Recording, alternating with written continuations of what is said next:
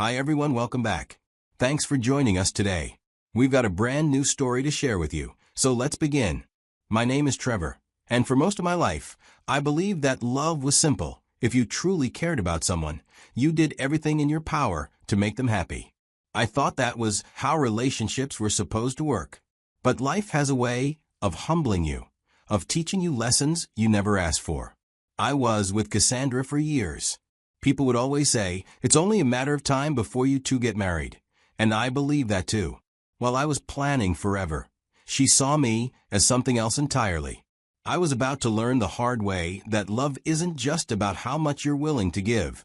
It's also about whether the person you're giving to actually values it. This story changed the way I see love and relationships forever. If you've ever found yourself in a relationship where you gave your all, only to be called weak and too nice, then keep watching, because this story is for you. Back in university, if you had asked anyone about me and Cassandra, they would have told you the same thing. We were the perfect couple. People didn't ask if we were getting married. They only asked when. It was almost a given. I believed that as long as I treated her right, made her happy, and gave her everything she asked for, we would have the kind of relationship people envied. That was my idea of love. I built my entire life around Cassandra. If she wanted something, I found a way to give it to her. If she was upset, I was the first to apologize, even when I had no idea what I had done wrong. I thought that was how relationships worked. You love someone, so you do whatever it takes to keep them happy. I never once questioned if my sacrifices were being appreciated or if I was just setting myself up for failure. Looking back now, I can't believe the things I did just to keep the peace.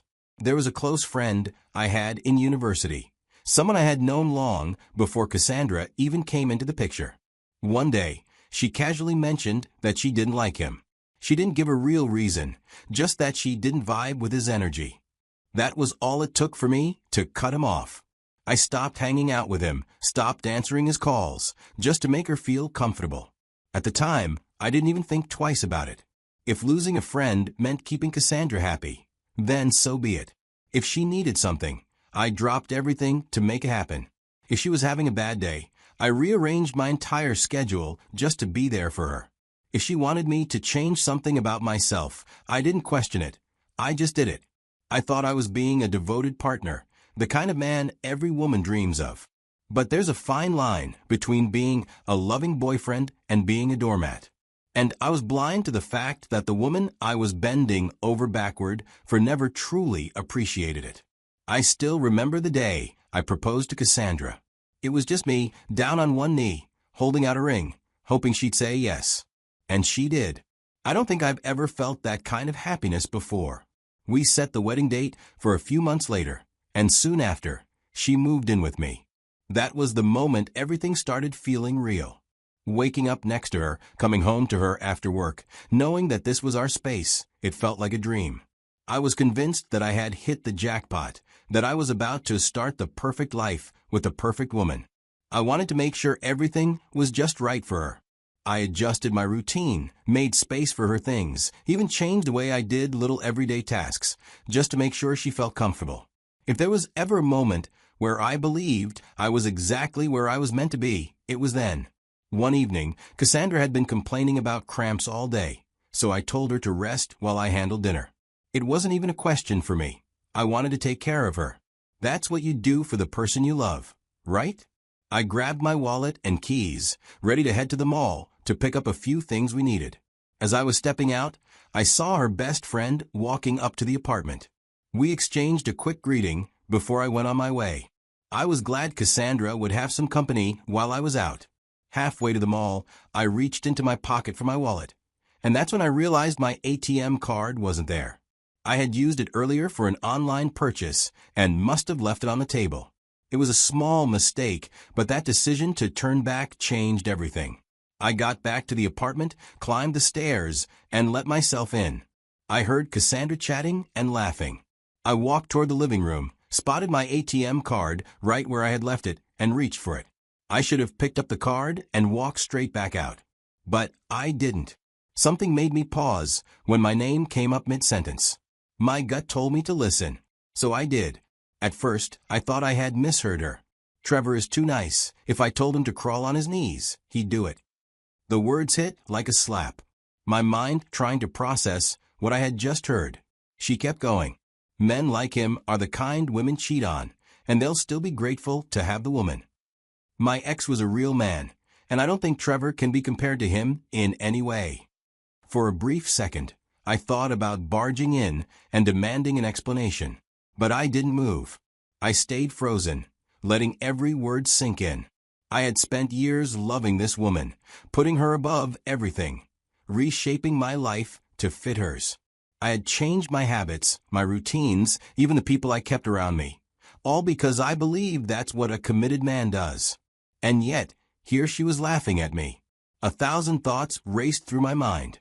Had she always felt this way? Was I the only one who thought our relationship was solid?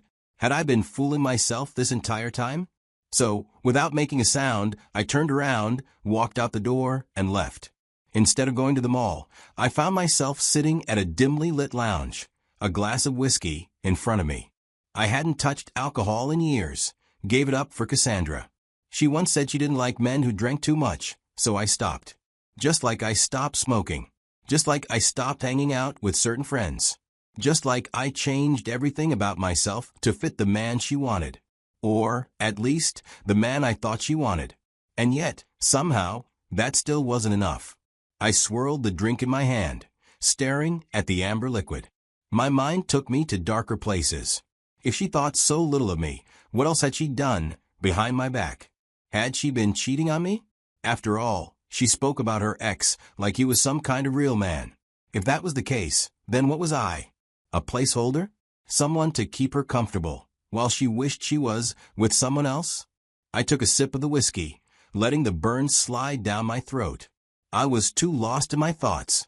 I had loved Cassandra with everything I had, and in return, I was a joke she shared with her friend.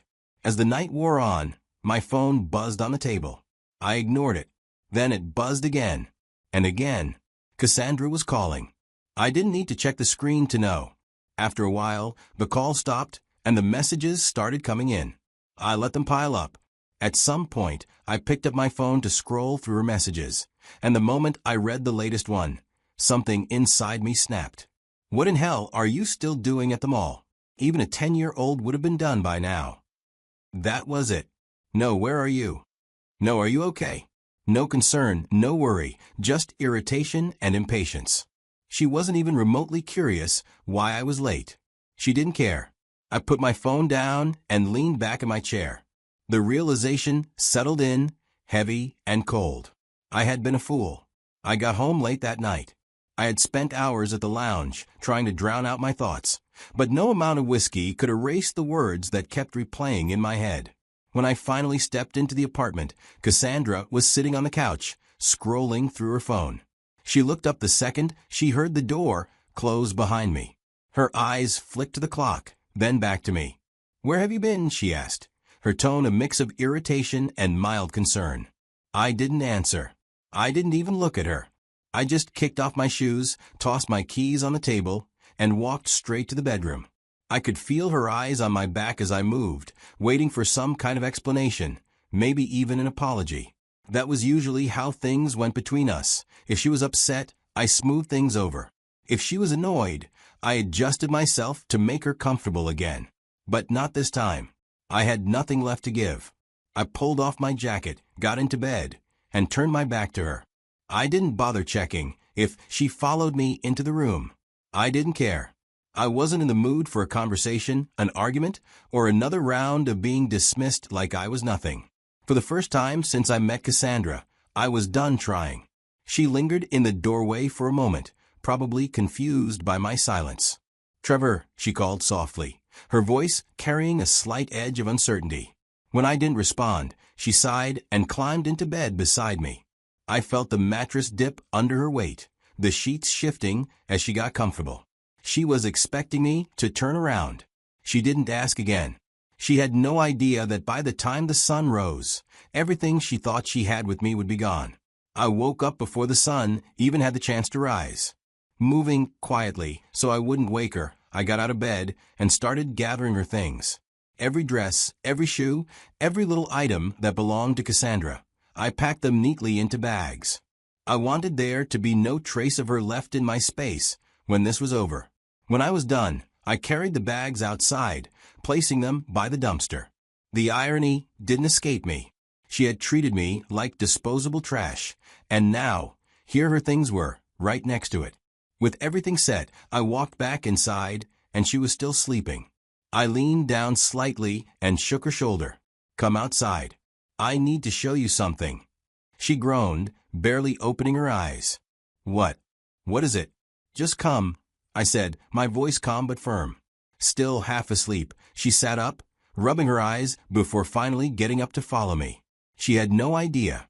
As soon as she stepped past the doorway, I reached for the door and slammed shut behind her, locking it in one swift motion.